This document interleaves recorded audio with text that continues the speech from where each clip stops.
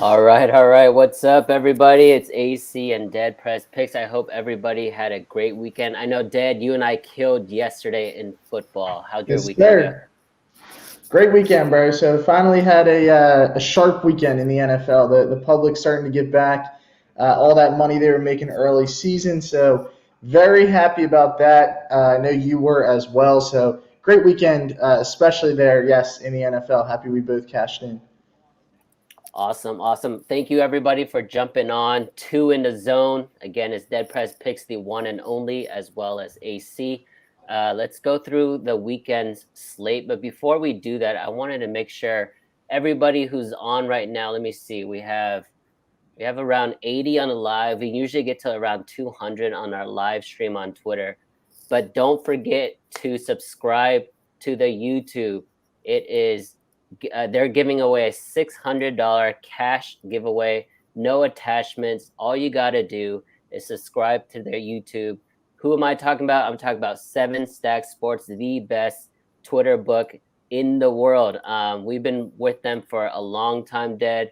But one thing Mhm. that I want to make sure that people realize, when you sign up with them, you get instant day of payments, Mhm. especially when you're using cryptocurrency. All their lines in the NFL and NBA all season long is minus 105, not minus 110, but minus 105, which is awesome. Awesome customer service. They're 24/7 all year round.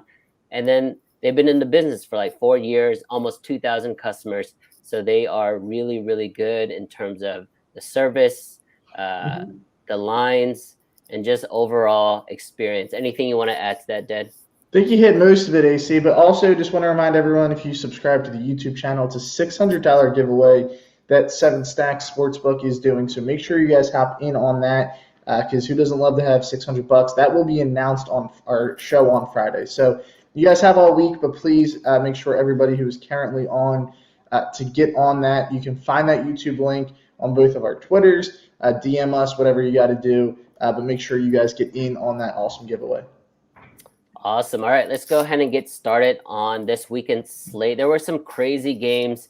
I know, right now the weekends are focused on football for the most part, and baseball ended. Congrats to the Braves, but the focus still, football and basketball. So let me go through Saturday real quick. We Mhm. had a couple good games. Nuggets barely beat the Rockets 95-94. This was a big game in Miami. Utah traveling on the road, 115, 118. They lost to Miami. Miami had a big bounce back there because they kind of laid a dud in their previous Right. game. But did you have action on this big Jazz Heat game? I did not. I actually did take the Saturday off the NBA, like you said. Okay. The focus sometimes it'll swing a little bit, towards the football games, but definitely tuned into my Sixers Bulls game, which I was happy about because the Bulls were a big play for a lot of people that day, big public play, and the Sixers they've been super impressive, man. Without Tobias, Danny Green, obviously we know what's going on with Ben. Now some tough news again for them today that we'll get to. Joel Embiid now he's going to be sidelined for 10 days plus due to COVID protocol. So they were really good. How about your Mavs on Saturday? That Lucas step back dagger three to knock off Boston. I mean, he's just been so good at that late in the game. Yeah, I mean every star player, there's this one team that they just constantly beat and just like Mm-hmm. torment. And with Luca, that's been the Celtics. So Mm-hmm. he had a couple game winners in the bubble. He had one last year in Boston, and now this one. This was a crazy game because Dallas came out with a really big lead in the first half, and then just like what Dallas does, they let the other team comes back. And Boston has been playing much better as of late. But the line here was Mavs -3. It's a tied ball game. Luka gets the ball and hits a game-winning three at the buzzer to push the spread. It's crazy. I know I tweeted this, but um, that's his third buzzer-beating three-point shot to win the game, which is pretty good. Like you would expect that number to be higher, but the Yeah. highest in the NBA history is actually Vince Carter with five. Only Wow. five buzzer beater three-point game-winning shots. Luca only in year four. I think he's going to surpass that. Don't you It's a think? pretty crazy stat there. Yeah, you would think maybe a bit higher, but I mean, yeah, for his age, he's well on his way to breaking that record for sure. And some trends that you and I kind of mentioned on Friday, but NBA unders are still hitting at a crazy percent. I think they went 8-1 on Saturday, either Saturday or Sunday, one of those days. But the under is eating for sure. Let's go ahead and go to a couple other games. Hawks Suns. This was a crazy game as well. Hawks. I don't know how they don't cover this. They lost Mhm. 117 to 121. That's a push on most books. But they were, in the cover for 99% of this game, Dead. Yeah, are we concerned yet about the Hawks, AC? 4-6 start. They haven't been good at all. They're going to get another test tonight against Golden State. So, I mean, they have some tough games coming up. They got Golden State, they got Utah, they got Denver, and then Milwaukee. So that's another tough 4-game stretch. So it's not where you want to be when you're 4-6 right now.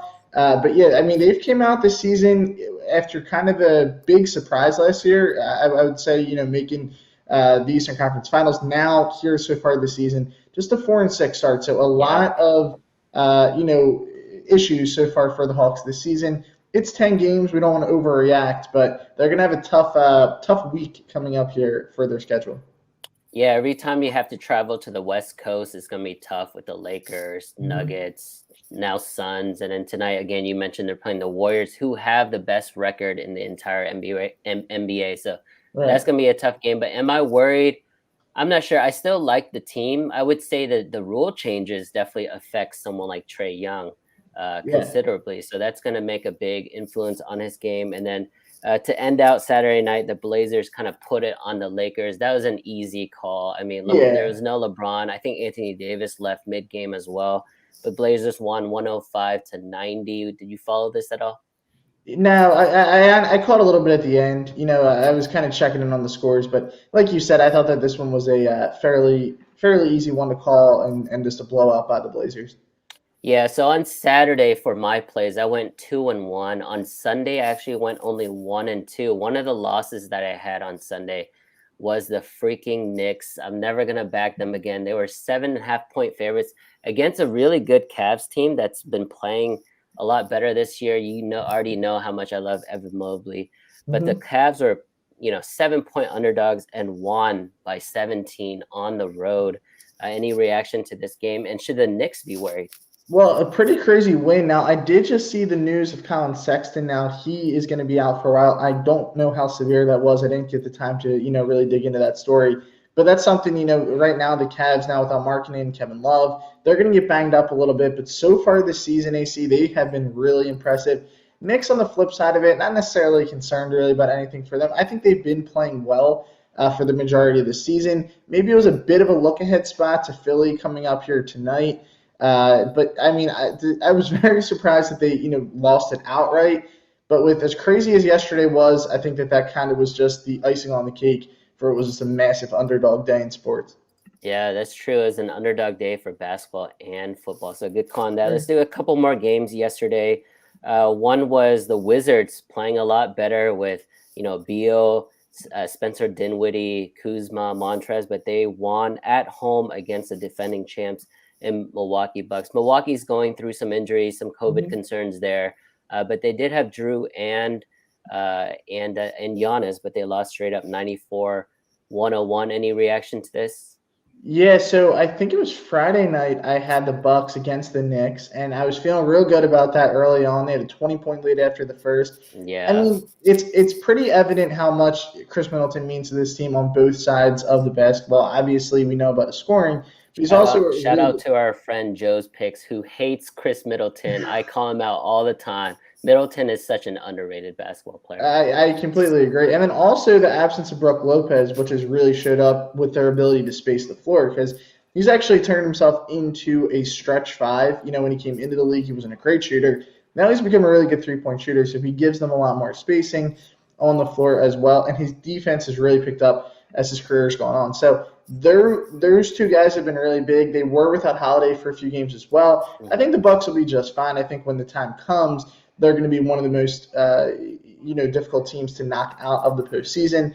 But, early season for sure, injuries have got them, COVID stuff. So, they've had their struggles. For sure. I mean, they won the title last year, right? Giannis threw that monkey off his back. That game 7 or game 6 against the Suns was incredible. So this is normal, right? This is just the champion of the previous year coming off are going into a slow start to start the next year. I think they'll, like you said, I think they'll be right there in the end in the Eastern Conference, especially with all the question marks, right? We don't know about the Nets, Sixers, potential Ben Simmons move. We'll get into that later today. Okay, let's do two more games. One game, Thunder last night. You and I love this team as a double-digit underdog. They were only 4-point underdogs yesterday, but this was my favorite NBA play of the day. I had OKC +4 and OKC money line. They were actually getting their asses beat in the first half, but they tore it up in the third quarter, won that quarter 34-14. They picked up the Spurs guards in the full court, and the Spurs was not able to react, so they couldn't even score, hit a long range shot in the second half. So OKC kind of came back and won very comfortably, 99-94 as an outright dog. Dad, you and I are going to be back in OKC all year, huh? Oh, easy. I mean, if we're getting, the points that they've been given in a lot of these games, we are. Last night, to be honest, my lean in that game was the Spurs. I laid off of it, and I'm happy I did. They're just a gritty team. Like I said, regular season, these are the type of teams you want to back. They're young. They're playing for something every night. A lot of these guys are playing for their careers, right? The only guy currently on this team that really has, a ton of wiggle room, in my opinion, is Shai Gilgeous-Alexander. We know what he can do. But other than that, AC, it's a lot of young guys trying to make their name in this league. And, when you're getting double digits in a league where we know the NBA regular season, right? That some of these big-time teams, they just don't show up. Lakers are a perfect example, getting the Thunder at like 12-13 against a team like the Lakers. The majority of the time, I think they're going to cover because, the Lakers are coming out of that game not thinking they're going to have to do much in the game. A team who sits a lot of guys out, stuff like that. So the Thunder, in my opinion, this season, we're going to see how it ends up, but I'm going to be backing them a lot as dogs, especially if we're getting them as a double-digit dog this season. Again, guys, just a reminder, welcome to Two in the Zone. It's myself, AC, as well as the one and only Dead Prez Picks.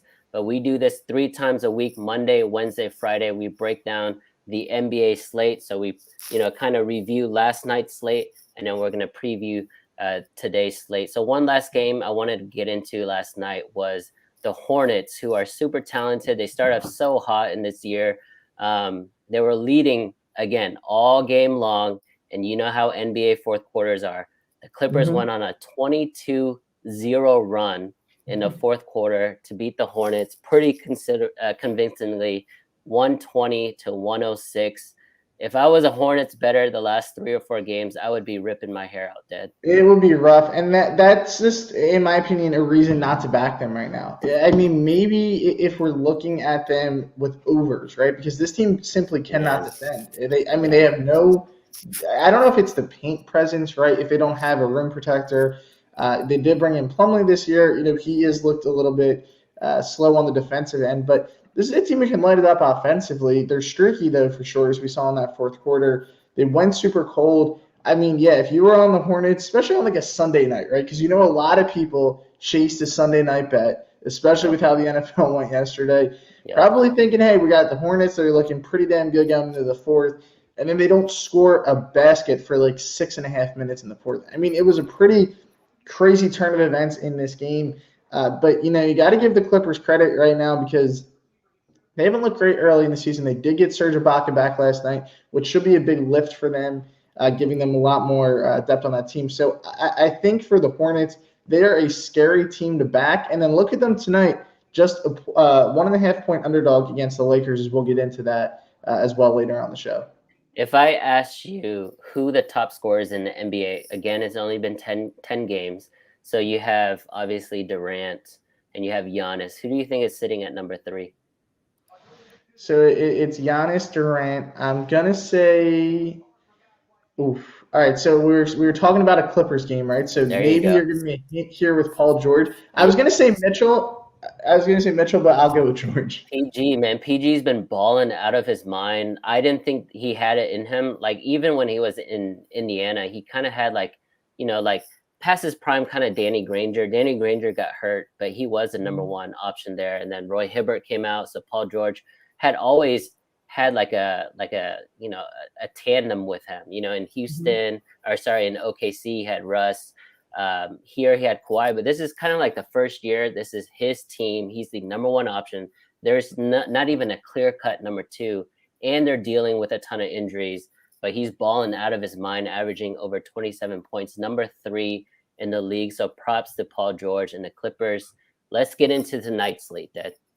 Let's do it, my man. All right. Well, let me reset the room here for everyone, AC, as well. I just want to remind everyone that this episode, as always, is brought to you by 7 Stacks Sports. Make sure you guys follow them on Twitter. Also, AC, we're doing a big $600 giveaway with 7 Stacks if you guys subscribe to our YouTube channel.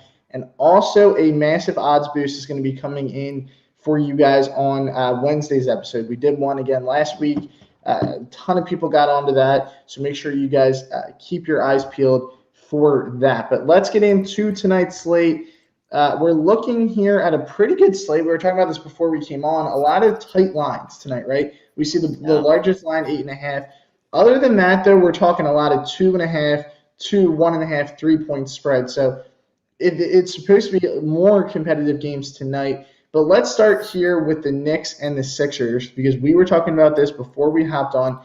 Why are the Knicks only -1 when the Sixers have none of their, blue blood players, right? Embiid's out, Tobias is out, obviously Ben's out, Danny Green's out.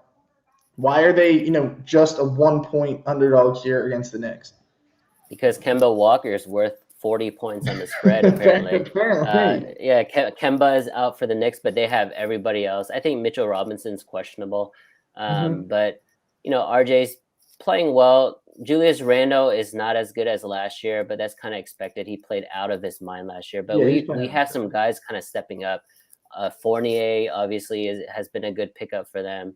IQ's been hit or miss, but they do have a lot of solid players. The question I have with the Knicks, and especially Coach Thibs, is what is going on with their defense? Like, they used to be, one of the best defensive teams, if not the best defense last year.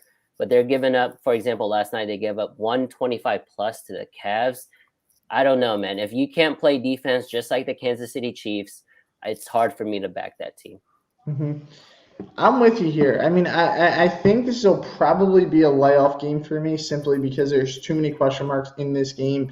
I mean, you're asking a lot out of, Maxey in this game and some other guys who just haven't had to put that. Seth Curry to the moon, man. Yeah, you're going to – Seth has been playing out of his mind. But, when Seth has to be your leading scorer, you question how will they get it done. Now, remember, granted, the Knicks kind of embarrassed the Sixers, so it could be a bit of a revenge spot here early in the season. I just don't feel enough confidence to back the Sixers tonight. And then on the flip side of it, I'm not backing the Knicks on a back-to-back because I just don't understand this line enough to really get into this.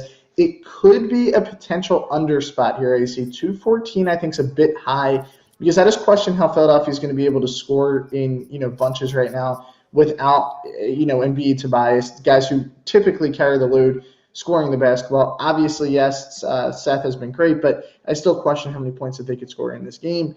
Knicks offensively, yes, they've been really good, but I think 214 is a tad high in this one. I think that the best play in this game will be the under. Nets and Bulls here, we see the Nets coming in on a back-to-back. Bulls a bit more rested maybe here at home. And the Bulls, funny enough, they are also favored here at -2. What's your thoughts on this one? Yeah, so the Nets are coming in 7-3. The Bulls are 6-3 overall, as well as 6-3 against the spread. They're coming off back-to-back losses, though. Your Sixers kind of took it to the Bulls back-to-back nights. So this is kind of a really good bounce-back spot for Chicago. Again, they made a lot of moves in the offseason. They were a lot of excitement coming in. I mean, they were, 6-1? 6-1 before those 2 Philly games. I like the Bulls, man. You know how I am with the Nets. It's hard to back a team that's always going to be public. They are on fire. I think they won 5 or 6 in a row. 5-0 straight up in their last 10 or last 5. But the under in Brooklyn games, surprisingly, has been hitting. 8 out of the last 10 games have been hitting the under. We already mentioned NBA unders are on fire. I think this is around the time when the books adjust, right? We're about 10 games in, so exactly. Be cautious when you do unders, but I think this is another sharp under play for me personally. I love the Bulls in this spot. I think the Nets are going to be a good fade here tonight on a back-to-back. They did have a pretty convincing win yesterday, and I like this Bulls team here to kind of bounce back a little bit at the -2 spot. I think the line's going to tell the tale in this one, and I also would be with you here, thinking that this one sneaks under. I got to ask you, what do you think about the Nets this year? We obviously know the Kyrie situation, but has James Harden been a little bit of a letdown for you? I mean, thinking maybe his scoring is going to skyrocket without Kyrie because it's pretty much him and KD, right? We know about their bench not being super deep and their surrounding starters not being great. They're pretty much a three-headed monster. They're a top-heavy team. What do you think about James Harden's start to the year? Because I mean, for me, not am I. Yeah, it's more than just like a little disappointing. I think it's a huge disappointment with James Harden. Obviously, the rule changes had a big effect on him, but for someone with that size, that skill level, that amount of talent, and he's been scoring 30 for basically the last 10 years, you should be able to adjust and you should be able not to play for fouls.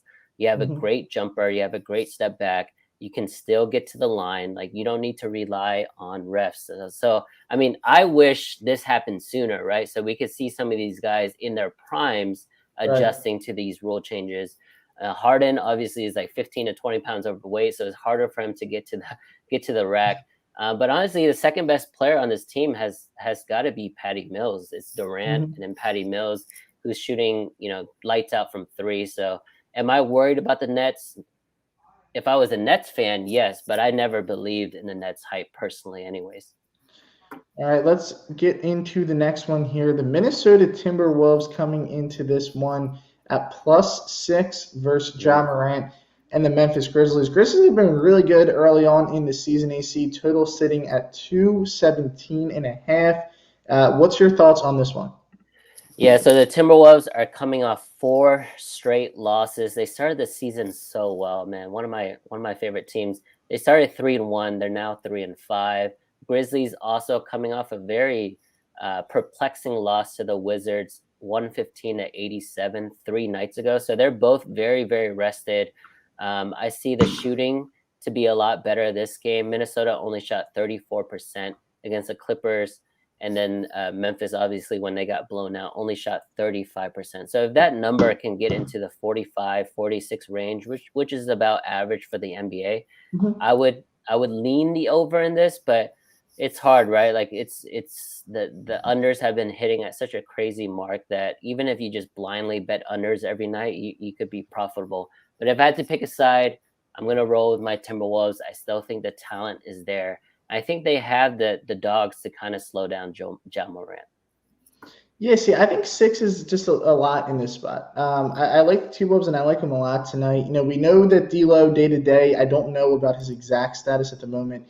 We know the NBA guys. It's usually pretty last minute. So again, we're recording this at 2 o'clock on the East Coast. So a lot of injuries, maybe in or out. Even if he doesn't go, I think 6 is just a lot with the way that they can, score the basketball. And the Grizzlies, to me, they like to play a lot of games close. They are a very good team. They're pretty complete, but they're not, a team I think that's really going to blow your doors off. So I think 6 is a lot of points here. I love the Timberwolves in this spot tonight. And I also, in this game, again, I know it's 3 straight games, but I think that this one does go under as far as the side is, or total, beg your pardon, is concerned. Pelicans and Mavericks tonight. Your Mavs, Luka feeling good, maybe coming off of that big-time win, right? Now the Pelicans, we know how much they have struggled.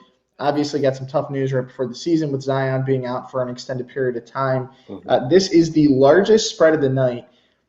The Mavs, we've talked about them so many times, right? They say with the covering, they win, but they're not a great cover team. Yeah, they don't cover.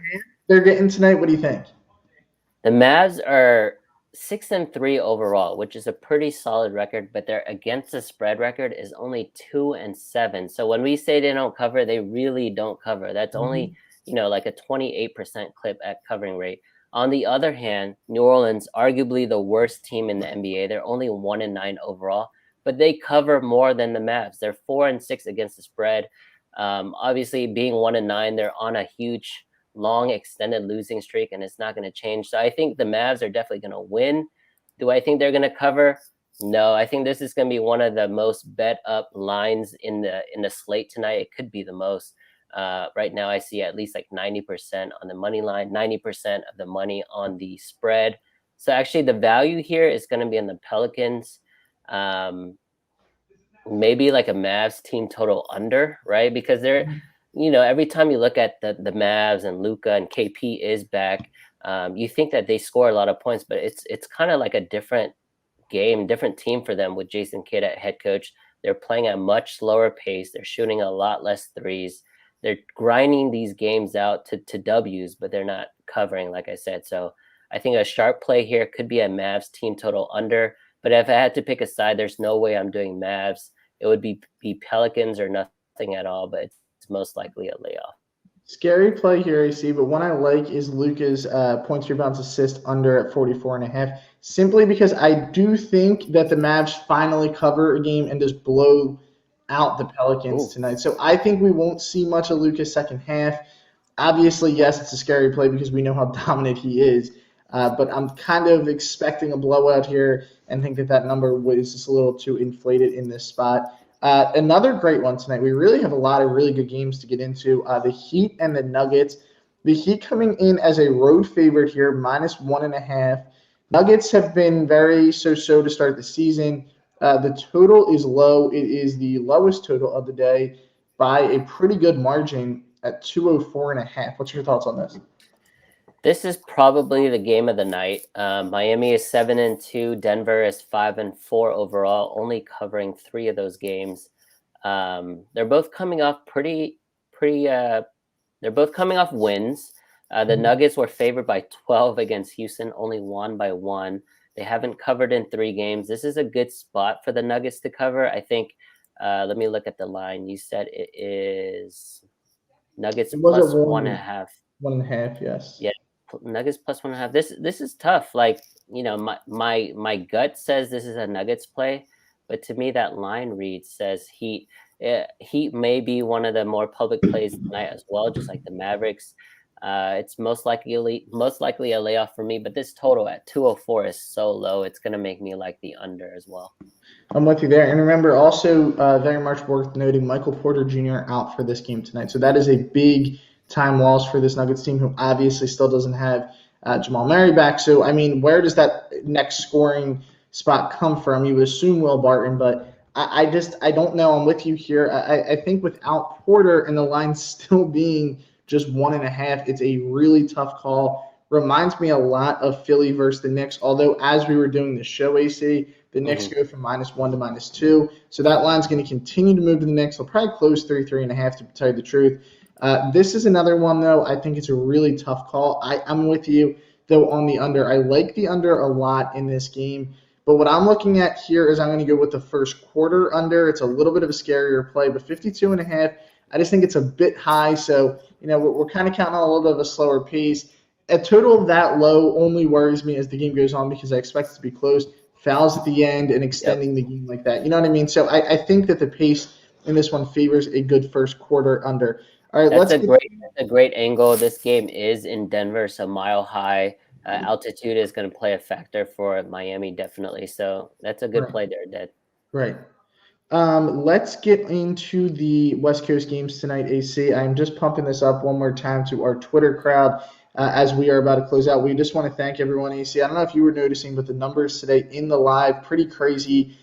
We were well over 300 at one point. We still have about 100 people hanging out with us, but we appreciate everybody who has been hopping in and out this whole time. Hawks, Warriors. We were just talking about the Hawks. Are we worried about the Hawks? Are we not worried about the Hawks? And then the Warriors, they've been the best team in the NBA, right? Now, tonight, Warriors at home, -3.5. Total at 222. What's your thoughts? Whew. This is tough. You and I are in a pretty good group text where we talk through some of the games, NFL, college football, NBA, and we're probably going to get into college basketball soon. But this is one of the games where I kind of like the Hawks here. I know the Warriors are on fire, best record in the NBA. 3.5 makes you very enticed to back the Warriors here. But I have a gut feeling on the Hawks. They haven't covered in 3 games. I still believe in that team. versatility on defense is really big for me. So I like the Hawks. I think they have enough defenders to try to slow down Steph Curry. I think the reason why the Warriors have been so good is not only Steph and the staples, but I think Jordan Poole has been balling out of his mind. But I think the Hawks bench is deep, and I think they could keep up with the Warriors here. So if I back the dog, I actually lean for them to win outright as well. So give me the Hawks tonight, man. We're sprinkling some money line. All right, this is one we might have our first disagreement on. There we go. We need some of that, right? On a game. Now, granted, I do want to point out there that the Warriors, they are on a back-to-back, right? And the Rockets played them a little bit closer than expected, so they didn't really get to rest a ton of guys late in that game, maybe like they thought. However, I don't think that I can back the Hawks right now based on their current play. Just to jump in real quick, that game, Warriors and Rockets, I was not on it, but that was like the craziest push. That push almost was a loss. So I think the Rockets were 13-point underdogs. They had a wide open layup with just a few seconds left, and he misses it. He blew the layup, and then the Warriors get the rebound and just dribble it out. Literally within like 5 seconds, it was a wide open layup. Like everybody was giving it to him for the cover, and he misses it. Man. I did not tune into a second of that game, but if you were on the Rockets, that's what you get for back in the Houston. This is a tough one though, AC, because I don't know how much confidence I could put in the Hawks. Right, this will probably be a small Warrior play for me in this one. This could also be a game, though, really, when you get down to it, Hawks cover, Warriors win. Warriors also like to play pretty tight games. It is a tough call, but my lean is going to be on the Warriors in this one. Don't know if I'll have enough to make it an official play. We'll keep an eye on that one as the day goes on. Also, that total there at 222 comes into as the second highest total, only behind this game we're about to get into, the Phoenix Suns and the Sacramento Kings. Kings, again, coming off a back-to-back. Tough loss last night against the Pacers. Don't know if you call it that one, but it was kind of a back-and-forth game in that one. Now, the Suns here, as we see them early in the season, we know what they did last year. This season, just 5-3 to start at very, average in some of their games. Do we think that they, get back on track tonight at -3 versus the Kings? Yeah, so the Suns have won the last 4 games, and they've covered 3 of those games. So they are kind of rolling. I would say some of those games are weird because they got down really early, and then they just dominated the fourth quarter. So they definitely had the talent. They have elite free throw shooting. They're always in the top of the league with them and the Warriors. If they're hitting their threes, so the last 4 games, they've hit 14, 9, and 6 threes. Abnormally pretty low, but if they can, hit in the mid-teens, I see this total going over again. But I would say this with the Kings, I would caution on the total because yesterday, you mentioned it, this is a second night of a back-to-back. Yesterday, the total against the Pacers was at 225, and the final score was 94-91. Wow. Basically, the under hit by 40 points. It wasn't even close. The Kings only shot 36% from the field and only hit 10 threes. This is a tough game for me. I don't know if I have a play on this. I mean, I like the Kings this season. I think we've mentioned this in the past. I'm on their win total for the year, but this is tough, man. The Suns are one of those teams where if they are motivated and want to try, they're such a well-oiled machine that they could just blow anybody out, like blow 95% of the league out. So if they're motivated tonight, they're going to cover. If they just, they're last daisical and they just like go through the motions, I actually think the Kings may win this. What about you? This is a tough one for me because I feel like this should be a Suns like -5.5 to 6. Yeah. So I think the line is suggesting the Kings, but like you mentioned, with the Suns, they're starting to kind of get that flow, right? You even mentioned that they were kind of getting blown out in a few games. I remember the one against the Pelicans, like going into the fourth, with a +220 live bet. I remember you and I were exchanging messages to hit them live on the money line, and they came through.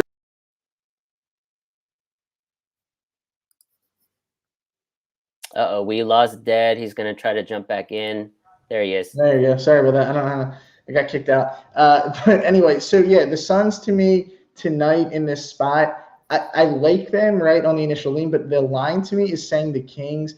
So I'm going to follow with the line here. Going to follow my heart, AC, and I think the Kings win this outright at plus 130. There Again, you with go. the total 226 you mentioned last night, that thing went way under. It is a pretty high total that we're getting, and the way NBA totals have gone this year, under might not be a bad play either. Last game that we have to get into here is the Lakers. Now, full disclosure here, when we were live on the show, AC, we were done over the slate. I tweeted Lakers out, right, as an official play, so everyone who's still on the stream, there's a VIP play for you guys.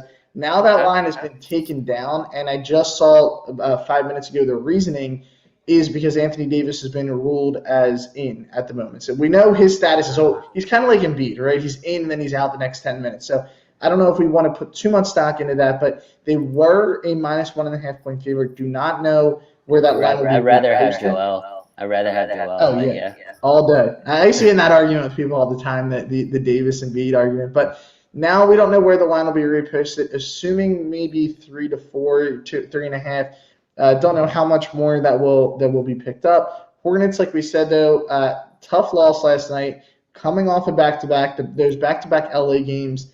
What's your thoughts on this game tonight? There's no way that you can back the Hornets right now. They either start the game really, really cold, or they end the game really, really cold, which we saw last night with the Clippers and their 22-0 run. I can't back them. They're just so talented.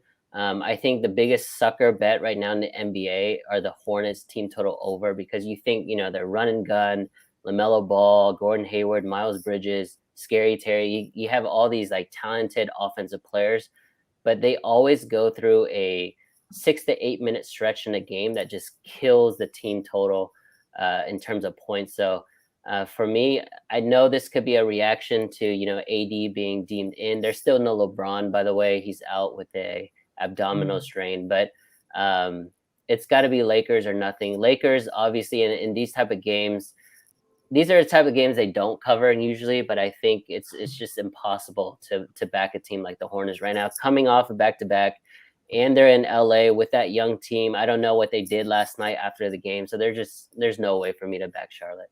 Yeah, I mean, that's a good point you made too at the end, but I think those back-to-back LA games are really difficult on teams, especially young teams, especially coming off kind of game last night that had to be a little bit gut-wrenching for the Hornets, because they look good, look like, hey, they might knock off the Clippers here, and then they ended up getting blown out. So I have no faith right now in this Hornet team. I love the Lakers in this spot tonight.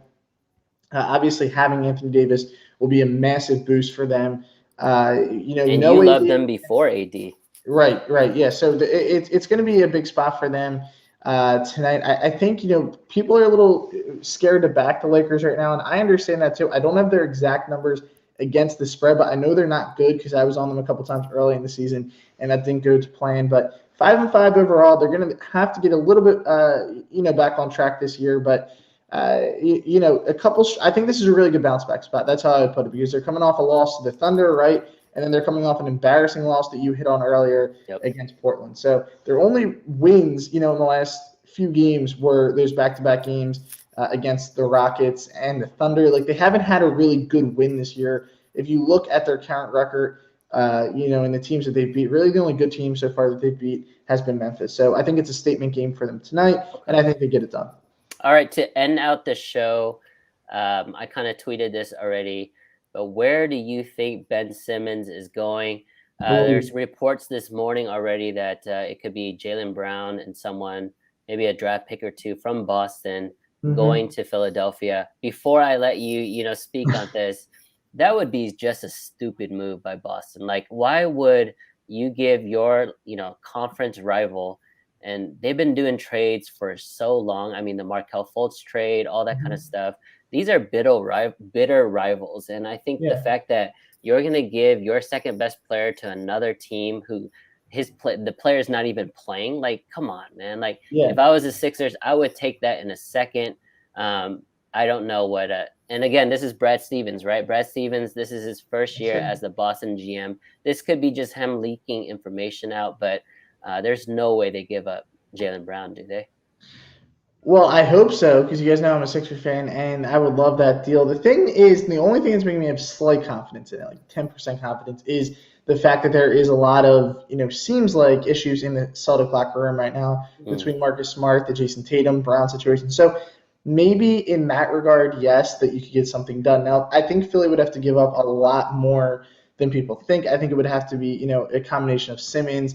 Matisse Thybulle holds a ton of trade value if you look around the league by GMs. He was all NBA second team last season. Yeah. So this is one of the best defenders in the league, and a name probably a lot of, casual NBA fans don't know, but he's a big time. I think he's a top 3 on-ball defender in the entire league. Right. I mean, he's most likely going to make a few, first-team NBAs defensively, already as second team.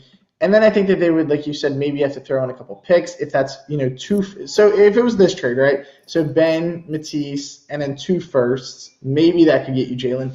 Also, a name that's going to be hot is going to be included in those deals will be Tyrese Maxey from, teams are going to want Maxey to come over with Ben. So, I mean, a lot to iron out, obviously, in that regard. I don't think anything gets done with it. I think it's let's live in a hypothetical world. Let's just say those guys are moved, right? The starting lineup for the Sixers would be Seth, Tobias, Jaylen Brown, Embiid. Who's their fifth guy? Wait, so you said is it Matt? Well, right now Maxey is rolling. Maxey's the 5th. Yeah. They'll probably replace that, but I mean, Jaylen Brown fits in almost like a glove for that team, right? Because he's going to be versatile on both offense and defense. He adds a second scorer. Seth now can be the 3rd option, or even Tobias. And it just, I mean, that team would be awesome. But then if you look at the Boston Celtics and they trade for a Ben Simmons, who I think is good and very talented, but that to me is another taller version of Marcus Smart. So now they'll have 2 guys that can't shoot the basketball, that doesn't really do anything offensively, and you're going to put more onus on Jason Tatum to score. I just don't understand that move unless you're getting a Thybulle, unless you're getting a Maxey and some picks. But just from a player asset value, like there's no way Boston should do that. I agree with you. I don't think they should. But like we said, Ben's name is so hot still on the market. I think a lot of teams still have faith that they can, because he's so young and talented. He's been an all-star, already a few times in his career. All-NBA, defender. He's a phenomenal defender. It's just I don't know if it would make sense giving up Jalen because he's also in the prime of his career, right? So if they did get it done somehow, some way, as a Philly fan, I would love it. I don't understand it from a Boston side point of view, but you never know in today's league, AC, some weird stuff happens, and we'll have to keep our eyes peeled for how that situation ends up. All right. Thank you, everybody. Ded, if you could close this out. Thank you again, Ded, for another awesome show. Congrats yesterday on a very good NFL Sunday. I think we both killed it there. Thank you, let's go 7 stacks. All righty. Yeah, let's close it out here. We just want to appreciate everybody for hopping in, AC. I think our numbers will be huge after this show. We had a ton of people on the live, ton of comments, so we appreciate everybody for hopping in. Again, like AC alluded to, we do this every Monday, Wednesday, and Friday. Times will kind of vary. It will always be early afternoon, so 12, 1, 2 Eastern time. We'll always get that information to you guys out early on. But this episode is all episodes brought to you by 7 Stack Sports. Make sure you guys DM them, follow them on Twitter at 7 Stack Sports. Make sure you guys get set up with an account. Also, we will be doing a massive odds boost on Wednesday, so keep your eyes peeled for that. Also, subscribe to the YouTube channel. $600 giveaway for everybody who subscribes. It puts your entry in. Someone's going to walk away with $600 this Friday, and we hope that it is you. So we appreciate everybody for hopping on. Another great episode here of 2 in the Zone. Best of luck tonight with your bets. Let's close it out, AC.